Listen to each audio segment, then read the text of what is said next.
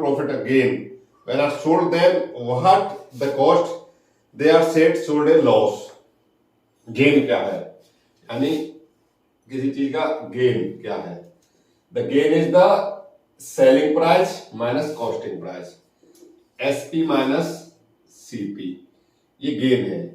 यानी जो cost price है वो कम होगी, सेलिंग प्राइस ज्यादा होगा तो गेन, यानी हमें इस पर प्रॉफिट हुआ है, लाभ हुआ है, यकीनन इस पर लाभ हुआ है। एंड इसने कहा लॉस क्या है, इस गेन को प्रॉफिट भी कह सकते हैं, गेन और प्रॉफिट एक ही शब्द है। अब आते हैं लॉस क्या है, हम लॉस किसे कहेंगे? सीपी माइनस एसपी, यानी हमारी कॉस्ट प्राइस ज्यादा होगी, कॉस्ट प्राइस ज्यादा होगी और सेलिंग प्राइस कम होगी तो हमें लॉस होगा। ये बहुत कॉमन सी चीज है। अब इन्होंने कुछ यहाँ पॉइंट्स दिए हैं कि हम कैसे इन्हें आइडेंटिफाई करेंगे, कैसे हम जानकारी लेंगे कि हम फायदा हुआ है या नुकसान हुआ है। तो इसके लिए इन्होंने कहा था price at which an article is boat is called cost price. जिस कीमत पे कोई भी आर्टिकल खरीदा जाएगा वो कॉस्ट प्राइस कहलाई जाएगी, यानी सीपी कहलाया जाएगा। सेकंड पॉइंट है इनका the price at which the article is sold is cost selling price, यानी जिस कीमत पे बेचा जाएगा आर्टिकल वो सेलिंग प्राइस होगा।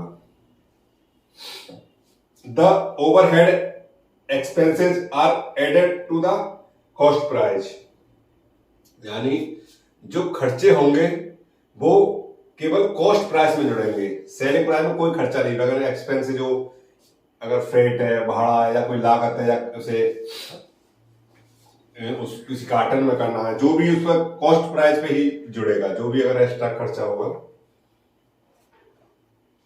Profit and loss are always calculate on cost price. कोई भी प्रॉफिट या लॉस है, यानी कोई भी नुकसान या हानि है, नुकसान या फायदा है, उसका जो भी गणना होगी उसे कहीं से अगर कैलकुलेट किया जाएगा, अगर उसे कहीं से कैलकुलेट किया जाएगा तो वो सीपी से किया जाए, कॉस्ट प्राइस से, बेस कॉस्ट प्राइस रहेगा ना कि सेलिंग प्राइस।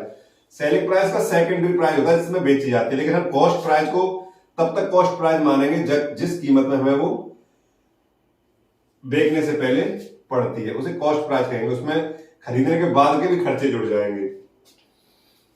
अब कुछ फॉर्मूलाज जिन्होंने दिए हैं, फॉर्मूलाज क्या है कि हम जानेंगे फॉर्मूला को।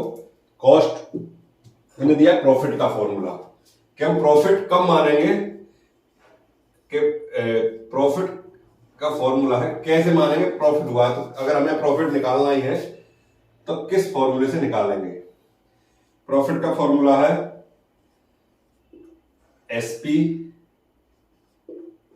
Minus CP upon CP multiple 100, यानी सेलिंग प्राइस में से कॉस्ट प्राइस घटाएंगे और इसमें से अपॉन में कॉस्ट प्राइस रख देंगे तो हमें प्रॉफिट आ जाएगा कि कितना प्रॉफिट हुआ है। लॉस, लॉस का फॉर्मूला है सीपी, क्योंकि पहले बता था सीपी ज्यादा होगा तो और सेलिंग प्राइस कम हुआ तो डेफिनेटली हमें लॉस हुआ है। सीपी माइनस एसपी अपॉन,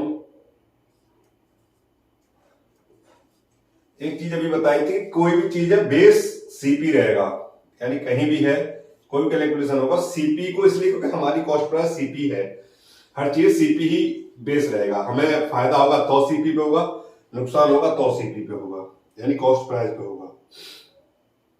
ये दो बेसिक चीज हो गई।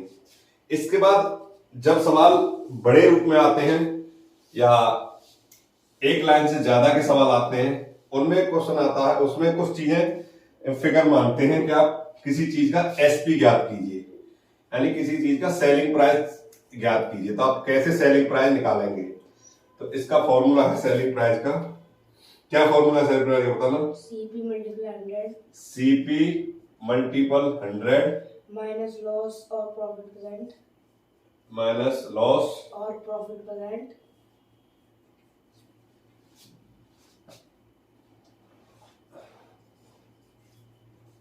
Profit upon 100. अपॉन 100, ये आपका एसपी निकालेंगे। तो ये जो है यहां एसपी निकाले, सीपी में थे माइनस प्रॉफिट भी करेंगे लॉस भी करेंगे, दोनों में एसपी निकल आएगा। और अगर हमें सीपी निकालना होगा किसी चीज का हमारे पास, तो सीपी तो SP multiply 100 SP multiple 100 upon bracket bracket 100 plus और minus plus profit percent minus loss percent, plus minus profit and loss, यानी गेन और लॉस, प्रॉफिट एंड लॉस, ये इसका फॉर्मूला हो गया सीपी जानने का। अब इन्होंने कहा है कुछ इंपॉर्टेंट इसमें चीजें हैं कि हम कैसे इन कुछ हमें बेसिक चीजें ध्यान रखनी पड़ेंगी, हमें कुछ बेसिक चीजें ध्यान रखनी पड़ेंगी कि हम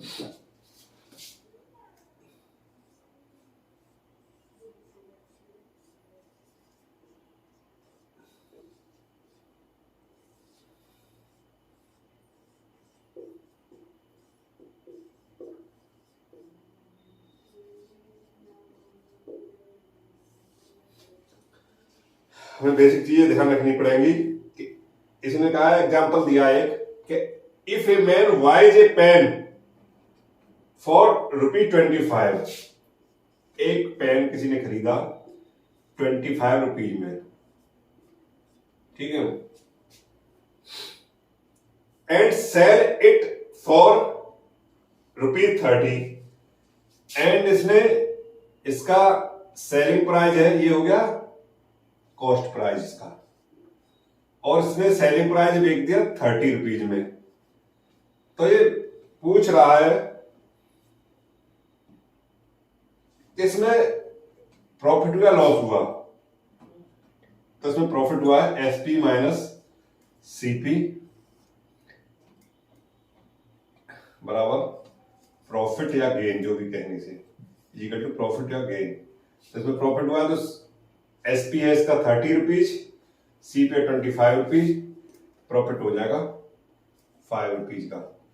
अगर यहीं इसका परसेंटेज निकालेंगे तो 25/500, ये सीपी हो गया इसका, ये इसका प्रॉफिट हो गया, प्रॉफिट, और ये परसेंटेज हो गई 5, 20% इसका। लेकिन ये परसेंटेज का चैप्टर आया नहीं तो परसेंट में बाद में पढ़ेंगे, अभी परसेंटेज का आ गया। तो इसका सीधा सा है, इसने कहा कि पेन 25 रुपीज में इसने परचेज किया, 30 रुपये में सेल कर दिया, तो उसे कितना प्रॉफिट हुआ। नेक्स्ट एग्जांपल इन्होंने पूछा है, a man buy a pen for 25, एक पेन इसने,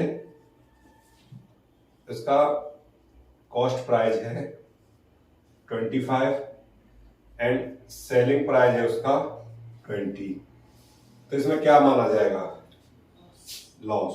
तो लॉस के लिए सीपी माइनस एसपी, सीपी है 25, एसपी है 20, लॉस 5 रुपीज, इसमें उसे 5 रुपीज का लॉस हुआ है।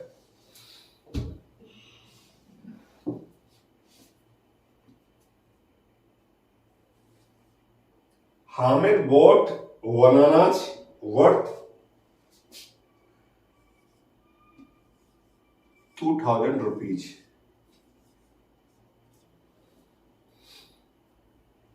and sold them all for 1890 rupees.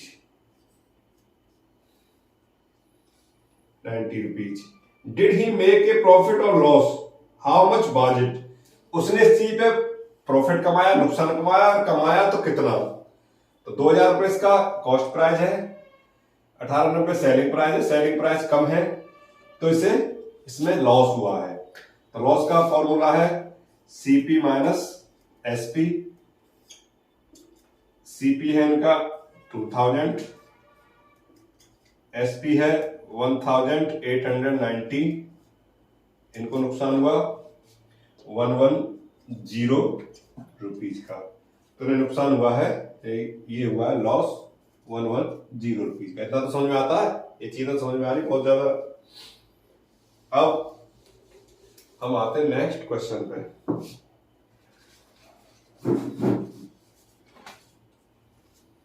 Baba percentage ही पढ़ा है। परसेंट नहीं पढ़ाएंगे। ए क्या है? बुरा आता है तो। हाँ तो कोई नहीं, तो रिवीजन हो जाएगा। A shopkeeper professors professor to sell all things at a discount of 10%. What increase the selling price of each article by 20%? His gain on each articles. ये कहना चाह रहा है एक shopkeeper professor to sell all things at a discount of 10%।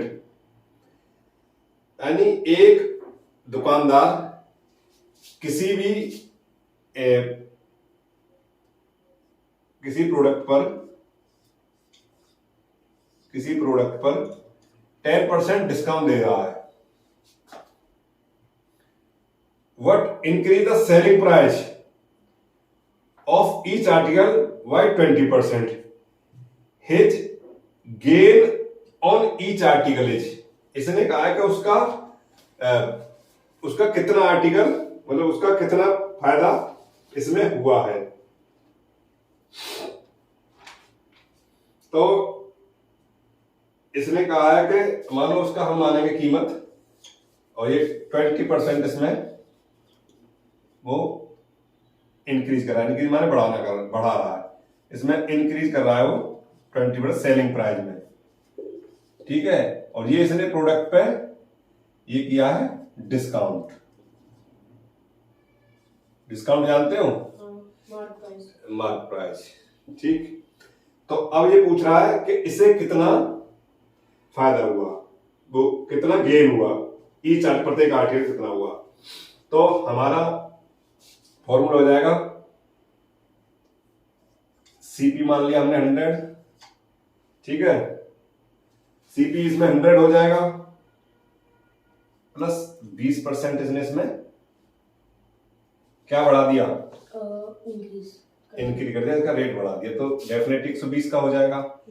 अब 120 पे ये दे रहा 10% डिस्काउंट, कि मैं इस पे 10% डिस्काउंट दे रहा हूं, तो इसका 10% कितना हो जाएगा, 120 का 10 हाँ 12 रुपीज। अब हम ज्यादा इसे निकालेंगे, तो इसे निकालने के लिए फिर हमें ये करना पड़ेगा 100, 21, 10, 12, तो सीधा 12 ये मल्टीपल, ये दिमाग में हो गई कैलकुलेशन, यानी 12 रुपीज वो डिस्काउंट दे रहा है, 10% दे रहा 12 रुपीज। तो हमारी सीपी है यहाँ 100, सेलिंग प्राइस, इसका मार्क प्राइस है इसका 120, और अब सेलिंग प्राइस हो जाएगा 108 हो जाएगा ना बेटा, सेलिंग प्राइस का 108 हो जाएगा, -12 डिस्काउंट दे रहा है ना, 10% वो डिस्काउंट कह रहा है, प्रोडक्ट डिस्काउंट है, तो 108। अब हमें इसमें देखना है कि हमें फायदा कितना हुआ है, ऐसे प्रत्येक प्रोडक्ट पर कितना फायदा हुआ है। तो प्रत्येक प्रोडक्ट का फायदा निकालने के लिए हमें बेस सीपी ही लेना पड़ेगा, क्योंकि हमारा मेन बेस सीपी होता है। तो सीपी हमारा 100 है, हमें गेन कितना हुआ है 108, 108, तो 100 तो है, तो 8 रुपए हमें एक्स्ट्रा मिले, तो 8, और फिर 100 इसलिए करेंगे, वैसे तो नॉर्मल सी दिख रहा है कि 100 क्या 8 है तो 8% होगा, लेकिन फिर भी हम फॉर्मूले से करेंगे, 100 से 100 ये हो गया 8%, यानी ये एवरी प्रोडक्ट ही गेट गेन 8%, यानी उसे हर वस्तु पर 8% का लाभ होता है। ये समझ में आया नहीं आया? आ गया ना? ये बहुत नॉर्मल सी बात है, मैं फिर समझा देता हूं कि उसने कहा कि किसी सेलर ने, दुकानदार ने किसी भी चीज की कीमत पे 20% 10% डिस्काउंट घोषित कर दिया, कि मैं अपनी वस्तुएं 10% छूट पर बेचूंगा, लेकिन उसने पहले से ही अपने क्रय मूल्य पर 20% उसका रेट बढ़ा दिया, यानी मार्क प्राइस जो है वो 20% बढ़ा दिया। तो डेफिनेटली है कि मार्क प्राइस बढ़ते ही कॉस्ट वो सॉरी प्राइस 120 हो गया। अब 120 पे वो 10% लोगों को लुभा रहा है कि मैं 10% डिस्काउंट दे रहा हूं, तो 10% 112 होता है, तो 12 गए तो 108 इसका सेलिंग प्राइस हो जाएगा। तो 108 में लोग खरीदेंगे और दुकानदार को चीज 100 में पड़ी थी पहले से ही, तो उसे सीधा सीधा 8 रुपए का फायदा हो गया। अब 100 का हिसाब पूरा है तो उसे 8 को ही 8% मान लेंगे, तो ये 8% इसका प्रॉफिट हो गया।